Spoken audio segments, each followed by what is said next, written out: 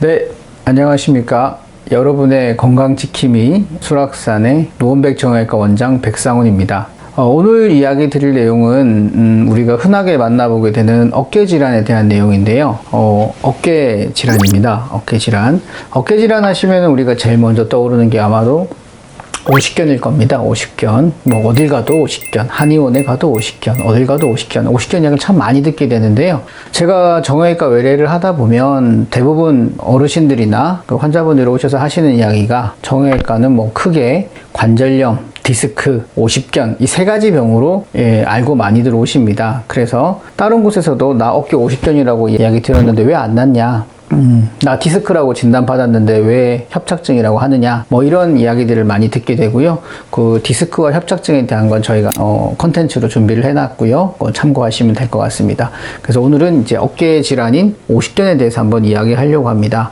왜 오십견에 대해서 이야기를 하려고 하냐면은 질병에 있어서 진단이 중요한 병이 있고 진단이 그렇게 중요하지 않은 병이 있습니다.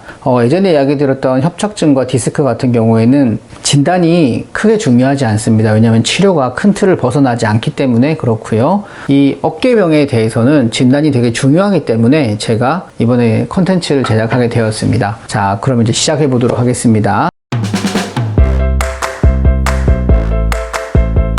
어깨가 아파서 오시는 경우, 어깨가 아프면은 내가 정말 오십견이냐, 이걸 알아보기 위해서 먼저 오십견에 대해서도 이해를 하셔야 되겠고, 그리고 어깨에 올 수 있는 다른 병들이 뭐가 있는지 한번 알아보도록 하겠습니다. 자, 나는 정말 오십견인가?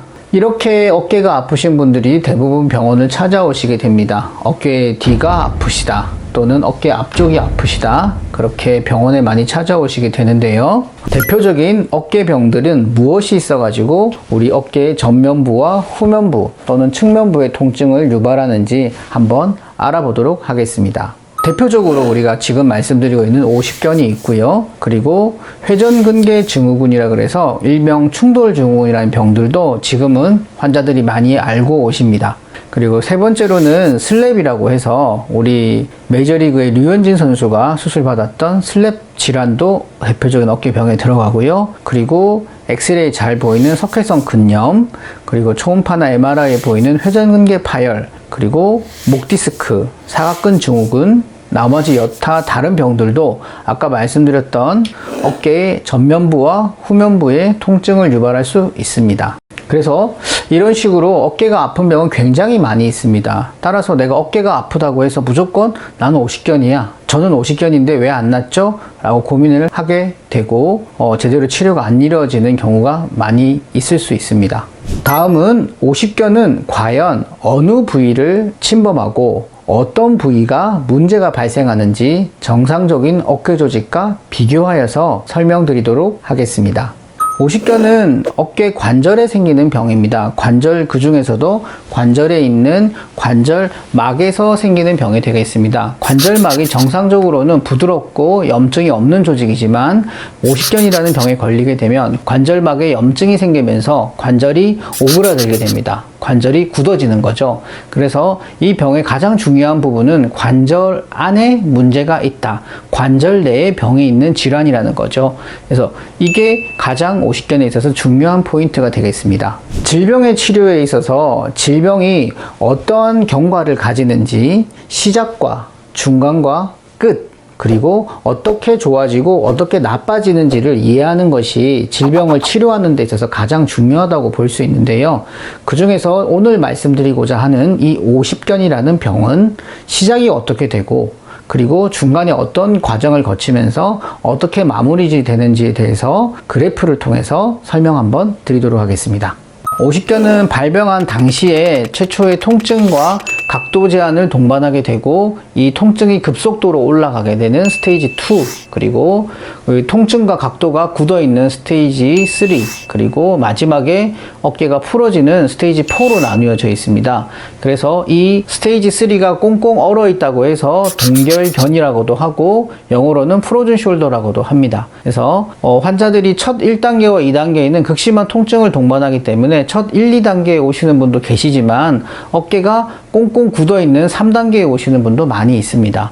그리고 이 병은 결국에 시간이 지나게 되면 다시 어깨가 풀어지면서 통증도 줄고 각도도 회복하게 됩니다. 하지만 일반적으로 어떤 치료를 하지 않는 경우에는 대략 18개월에서 24개월 정도 회복 기간이 걸리기 때문에 상당히 긴 질환이라고 볼 수 있습니다.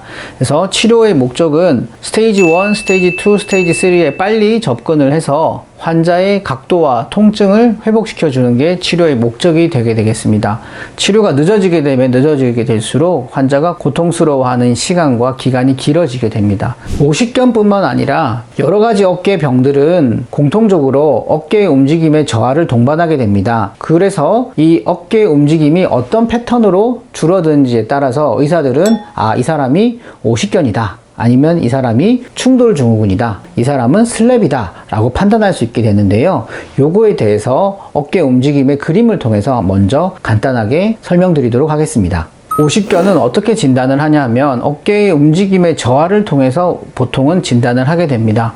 아까도 말씀드렸듯이 여러 어깨 질환들이 어깨 움직임의 저하를 동반하게 되기 때문에 여기서 많이 헷갈리게 되는데요. 많은 환자들이 병원에 오실 때는 어깨가 뒤로 돌아가지 않아요 라고 병원에 많이 오시게 됩니다. 어깨가 뒤로 돌아가지 않아요도 어깨 질환들의 여러 다른 질환들이 공통적으로 가지고 있는 특징이지만 오십견의 특징적인 문제는 그것보다는 어깨가 바깥쪽으로 돌아가지 않는 특징적인 양상을 띠고 있습니다. 그 이유는 어깨가 바깥쪽으로 돌아가는 데 있어서 가장 중요한 기능은 관절 안의 기능이 보존되어 있느냐인데, 오십견은 관절 안의 기능이 먼저 떨어지는 특징적인 질환이기 때문에 이 외회전이 제한되는 특징을 가지게 됩니다. 그래서 질병 초기에 또는 중간에 또는 치료 중에라도 이 외회전의 감소가 일어나는 경우에는 좀 더 오십견에 가깝다고 할 수 있겠습니다. 준비된 동영상을 보시면 외회전을 집에서도 쉽게 확인할 수 있는 동영상이 준비되어 있습니다. 여기서 주먹을 쥔 상태에서 바닥을 향해서 팔을 회전해 봅니다. 천천히. 네. 그래서 양쪽이 다 닿으면은 이제 정상으로 판단할 수 있고요.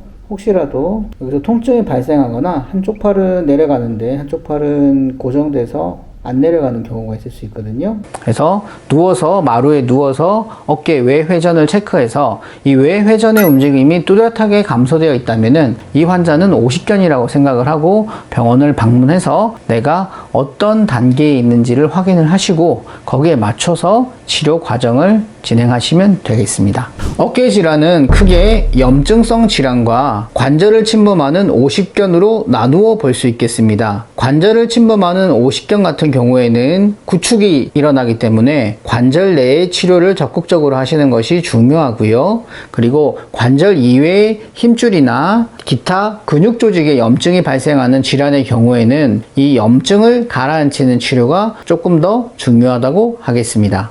그래서 치료는 아까도 말씀드렸던 다른 어깨 질환들 같은 경우에는 염증성 질환이라고 하여서 이런 경우에는 자극이 증가하는 운동을 자제하여야 됩니다. 그리고 반대로 오십견은 관절이 수축하면서 움직임이 떨어지는 병이기 때문에 오히려 꾸준히 가동 범위가 늘어나는 운동을 하여야 됩니다. 오십견을 가진 환자들이 가동 범위가 늘어나는 운동을 하지 않고 염증성 질환을 가진 사람들이 가동 범위가 늘어나는 자극이 증가하는 운동을 하게 되는 경우에는 오히려 좋아지지 않고 나빠지는 경우가 보이게 되고, 오십견이라고 해서 아프기 때문에 가동 범위가 늘어나는 운동을 하지 않는 경우에는 반대로 오십견의 호전이 일어나지 않고 점점 더 관절의 강직이 일어나는 경우가 발생하게 됩니다. 아까도 서두에 말씀드렸듯이 오십견은 굉장히 길게 진행하는 질환이 되게 되겠습니다.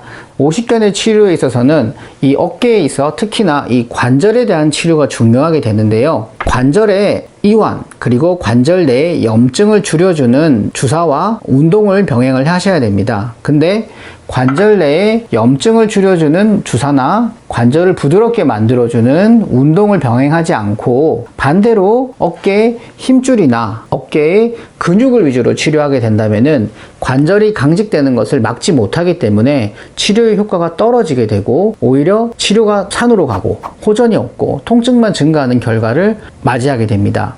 따라서 진단이 가장 중요한 이유는 내가 오십견이라고 진단을 받는 경우에는 관절 내의 병변에 대한 적극적인 치료와 운동이 필요하게 되는데, 다른 질환들의 경우에는 관절 내의 강직을 많이 동반하지 않기 때문에 이런 치료보다는 염증 자체를 가라앉히는 치료가 필요하기 때문에 이 두 가지 병이 차이가 나게 됩니다. 따라서 내가 오십견인 줄 알았는데 염증성 질환인 경우, 내가 염증성 질환인 줄 알았는데 오십견인 경우 서로 다른 방향으로 치료가 이루어지기 때문에 제가 이 컨텐츠를 제작한 목적은 내가 과연 정말로 오십견인지 아니면 오십견이 아닌 다른 염증성 질환인지를 구분할 수 있어야지 이 치료가 좀 더 정확하게 진행할 수 있게 됩니다.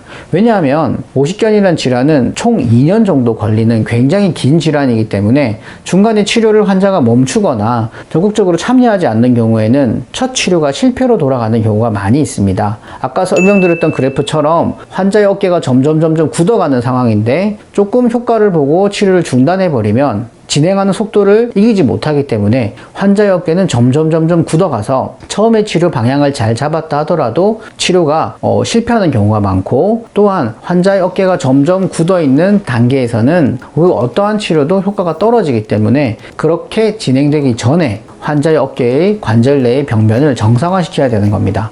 그래서 초기에 치료를 하여야 되고, 치료를 끊임없이 하여야 되고, 치료가 완료될 때까지는 방심하면 안 되는 병이 이 오십견이 되겠습니다. 따라서 여러분들도 한 번씩 누워가지고 내가 어깨가 아프실 때 정말 내가 오십견인가 아니면 다른 어깨 질환이 아닌지를 생각해 보시고, 내가 오십견에 가깝다고 하시면은 질병이 더 나빠지기 전에 얼른 병원에 방문하셔서 오십견이 맞는지 혹은 다른 병이 동반된 건 아닌지 확인을 하신 다음에 초기에 치료를 하시는 것이 심하게 굳어가지고 굉장히 오랫동안 고생하는 오십견을 잘 해결할 수 있는 방법이라고 생각합니다.